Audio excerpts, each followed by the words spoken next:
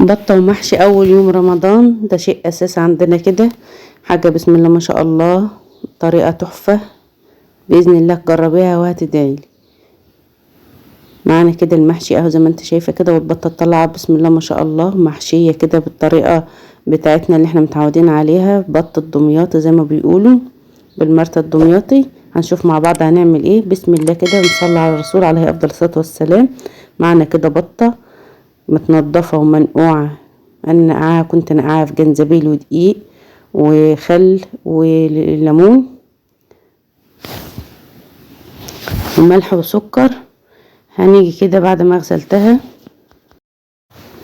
هنعمل معانا كده احلى حشوة باذن الله. معايا كده حبات طماطم متقطعة وبصلتين كبار مقطعاهم، هنحطهم كلهم كده في الكبة مع بعض.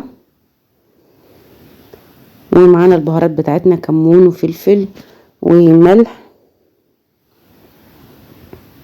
وكزبرة ناشفة، ولو حابة ان انت تحط شطة حط براحتك لو انت بتحبها سبايسي اهو بالشكل ده كده. ومعانا كده فصين توم بديها طعم ونكهة تحفة تحفة، يعني ما اقولكش طعمها عامل ازاي. هنضربهم كلهم كده كده في الكبة زي ما انت شايفة اهو، ما بتاخدش معانا وقت خالص وطريقتها سهلة وطعمها تحفة جدا. ادي المرتة بتاعتنا اهي. في الوقت ده هحط كده معلقتين زيت علشان المرتة بتاعتي تبقى مفلفلة متكونش معجنة اهو بالشكل ده كده، وهقلبهم كده مع بعض. وهحشي البطة بتاعتنا بالطريقة دي كده. ان شاء الله تاكلي احلى بط واحلى محشي باذن الله، وطريقة سهلة جدا ومش معقدة ولا حاجة، تقدري تعتمدها على طول وتحتفظي بالفيديو عندك وتشاركيه مع اصحابك. ولو وصلت معايا لغاية هنا متنسيش تشتركوا في القناة وتفعلوا الجرس على كلمة الكل عشان يوصلك كل فيديو جديد احنا بنعمله. هنقفل البطة بتاعتنا كده بالشكل ده زي ما انت شايفة اهو، وعامله لها فتحتين من الجنب علشان المرتة بتاعتنا تستوي.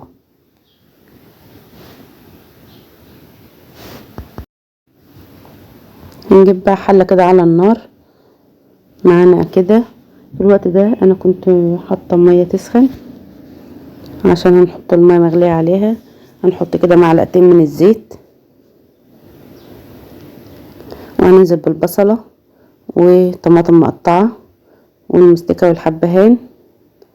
هنشوحهم كلهم كده مع بعض في الزيت، هيدينوا طعم حلو جدا وريحه بقى ما اقولكش. هننزل بقى بالبطه بتاعتنا كده وهقفلها كده عشان البصله بتاعتنا ما تخرجش. وحطيت ورق اللورا اهو،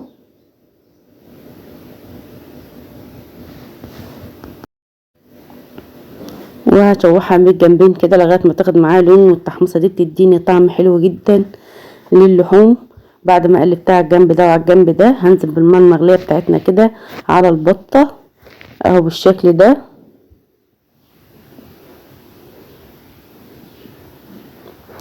وما تبدا تطلع معانا الرغوه اللي فوق دي او الريمه هنشيلها كلها، لان دي بتبقى الزفاره بتاعت الطيور او اللحوم عامه. هننزعها كلها كده بالشكل ده. دي اهم خطوه ان انت تعمليها، بتخليك الطعم الشوربه حلو جدا ان انت تشيلي الرغوه، والشوربه بتبقى معاكي رايقه وطعمها حلو زي ما انت شايفه كده.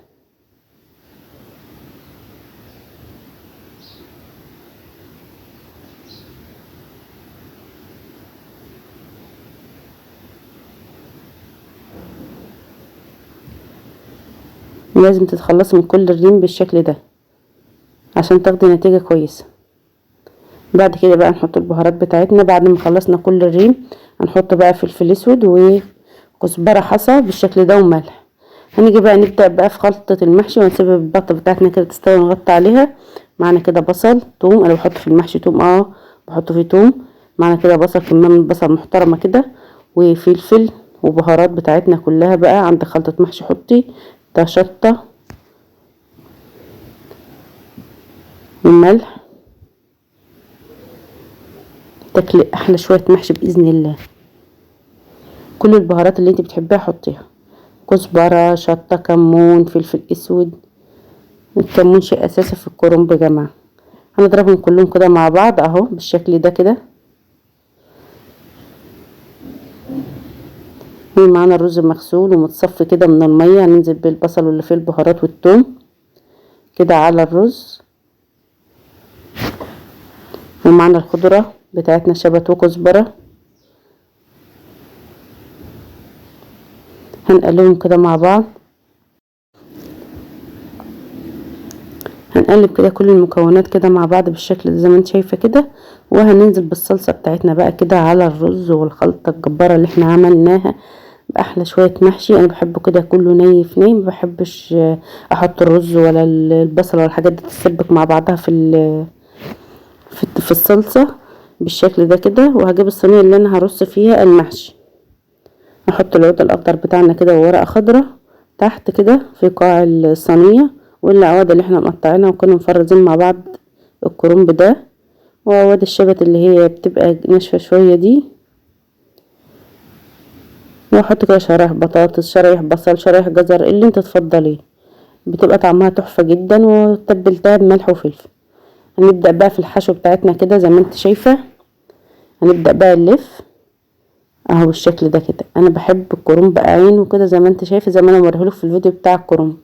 بحب شرايط كده، بحب اللفه دي جدا، بتسهل عليا وما بتاخدش معايا وقت خالص.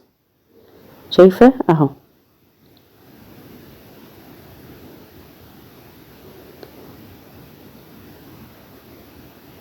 طريقته سهله، ما بتاخدش اي وقت خالص ولا مجهود.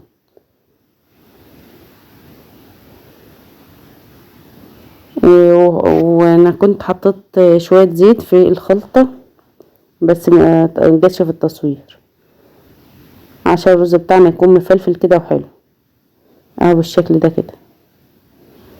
دي طريقه المحشي المصري اللي احنا متعودين عليه، والحبايب بقى بيساعدوا معهم. هالة ونورهان، عودي بناتك ان هم يعملوا معاكي بالذات في الاكلات اللي زي دي، عشان يتعودوا ان هم يلفوا المحشي ازاي ويعرفوه يلفوه. كل واحده جابت لها طبق كده وقعدت تجرب كده مع نفسها.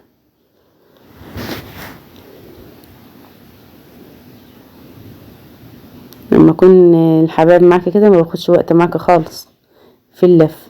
ادي بعد ما لفيت المحشي كله اهو في الصينيه، احط كده كام فص توم، ما بيعملش اي حاجه ولا بيعمل اللي انت تقولي ده لا ده صعب وما اعرفش ايه. هنحط الكمون هيضيع كل حاجه.